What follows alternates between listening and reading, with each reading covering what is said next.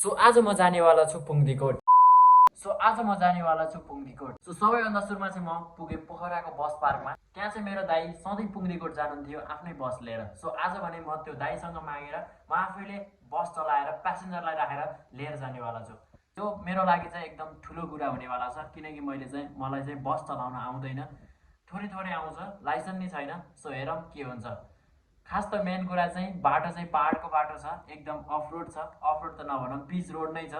तर हामी चाहिँ जानुपर्ने हुन्छ माउन्टेनमा, डाँडाको टुप्पामा, किनकि शिवजी भगवानको म एकदम ठुलो भक्त र शिवजी भगवान चाहिँ डाँडाको टुप्पामा बस्नुहुनेछ। So let's go. सो म चाहिँ हिँडिसकेँ बस पार्कबाट। मान्छे चाहिँ एकदम फुल छन् र बस पार्कबाट हिँड्ने बित्तिकै मलाई चाहिँ सबैभन्दा सुरुमा चाहिँ कन्फ्युज भइसकेँ साइड लाइट कताको बाल्ने भनेर। सो यताको बाल्दा उता बोलिरहेको, उताको बाल्दा यता बोलिरहेछ होइन।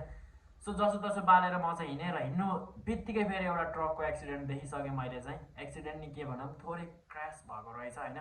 सो ठिकै छ, यस्तो चाहिँ भइहाल्छ। म चाहिँ प्रो ड्राइभर हो भनेर चाहिँ गाडी रन्काइ रन्काइ हरन बजाइ बजाइ ट्रकहरूलाई ओभरट्याक गरी गरी सिधै म चाहिँ हाइवे रोडमा चाहिँ पोखराको रोडमा चलपल दिँदै अगाडि बढिसकेँ होइन। सो मजाले चलिरहेको छु म। सो अगाडि पछाडि हेर्दै यताउति हेर्दै पुगिहाल्छु म चाहिँ पुङ्दीकोट जाने रोडमा। अब भने यहाँबाट चाहिँ एकदम उकालो बाटो छ, त्यो पनि पहाडको बाटो। हुन त पिच बाटो छ, तर मेरो लागि चाहिँ एकदम एकदम एकदम एकदम डर के आगे जिते भने जस्तो खालको छ। सो म चाहिँ उकालो लागिसकेको छु, मजाले चलिरहेको छ। सो हेरौँ के हुन्छ माथि गएर।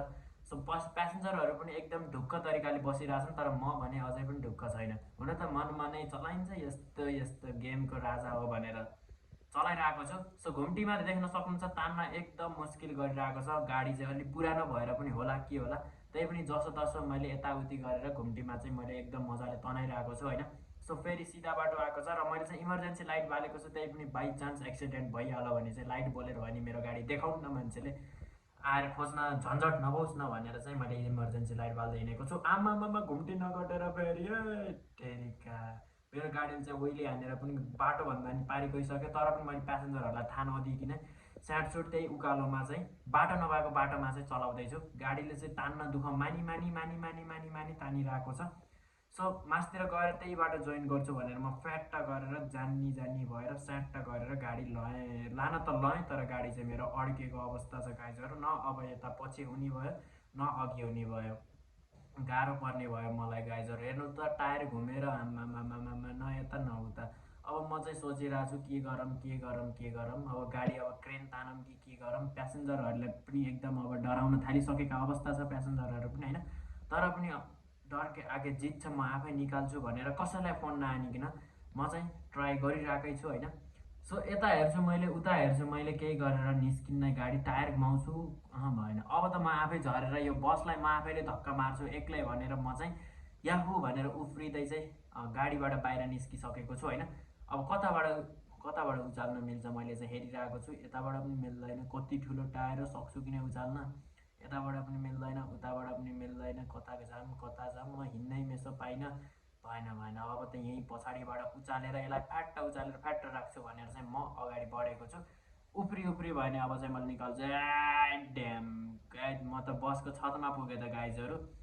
त्यही पनि मेरो गाडी देख्नुभयो, ट्याक्ट लाएर म चाहिँ उचालेर सिधा बनाइसकेको छु। र अब चाहिँ यहाँ देख्न सक्नुहुन्छ म चाहिँ गाडीभित्र पनि बसिसकेँ। अब मेरो पावर देख्नु भयो लागेर अब फेरि म चाहिँ सर हिँडिरहेको छु। गाडी चाहिँ मजाले घुमाएँ, फेरि फेरि फेरि गुल्टिनी भयो भन्दा भन्दै घुम्टी चाहिँ मैले काटेँ। जे भए पनि यो घुम्टी चाहिँ एकदम सानो छ, एकदम सानो छ, चलाउन चाहिँ एकदम रिस्की नै छ। म जस्तो ड्राइभरहरूको लागि चाहिँ चलाउन एकदम रिस्की नै छ।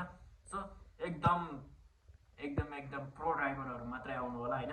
सो भन्दा भन्दै अब चाहिँ म सर उकालो चढिरहेको छु। अब चाहिँ म भने पुग्ने बेला छु है। तर मैले एउटा कुरा चाहिँ खुसी लाग्यो, प्यासेन्जरहरूलाई चाहिँ मैले केही पनि दुःख दिन धकेल नगर्न मसँग म एक्लैले पावर लगाएर चाहिँ धकालेँ। सो त्यति भन्दा भन्दै म चाहिँ पुगिसकेँ पुङ्दीकोटको ट्याक्कै बस स्टपमा चाहिँ मैले राखिसकेको छु बस।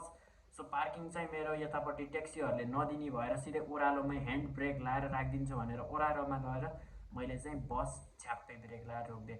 सो अब चाहिँ म जानेवाला छु पुङ्दीकोट। प्यासेन्जरहरू चाहिँ आफै घुम्ने छन् भने म चाहिँ एक्लै जान्छु, दर्शन गर्छु मेरो शिवजी भगवान। कता हुनुहुन्छ शिवजी भगवान? सो मैले चाहिँ देखिसकेर म चाहिँ दौड्दै जाँदैछु। शिवजी भगवान थिम गेट देख्न सक्नुहुन्छ। आम्बामा शिवजी भगवान ओम नमः शिवाय।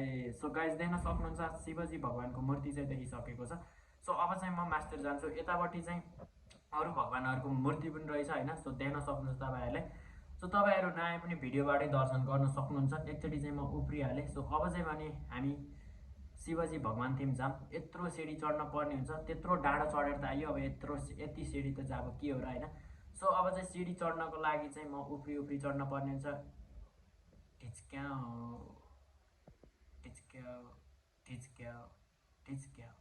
सो उफ्री चढिरहेको छु म चाहिँ होइन। अब भने तपाईँहरू देख्न सक्नुहुन्छ शिवजी भगवान एकदम नजिकबाट। सो यहाँबाट तपाईँहरूलाई मैले एकदम ड्रोन सर्ट तरिकाले भ्यू देखाइदिन्छु। सो देख्न सक्नुहुन्छ ब्याकग्राउन्ड म्युजिक सहित तपाईँहरूलाई देखाउनेछु, हेर्नु होला।